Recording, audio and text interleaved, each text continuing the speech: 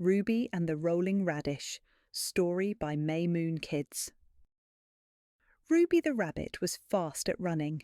She ran around the rose bushes and she ran past the riverbank.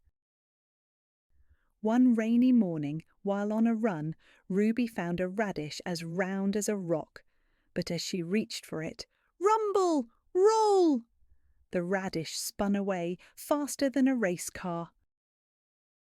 Ruby raced after it. The radish bounced all the way to a rink where raccoons and rats were roller skating. The radish rolled side to side, tumbling past the rats and raccoons as they tried to scramble out of the way.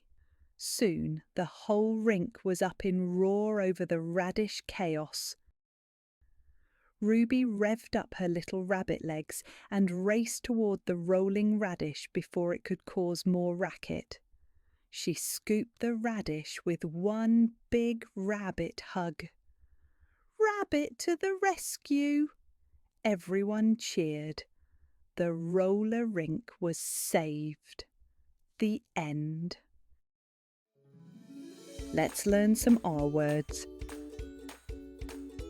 Rabbit, radish,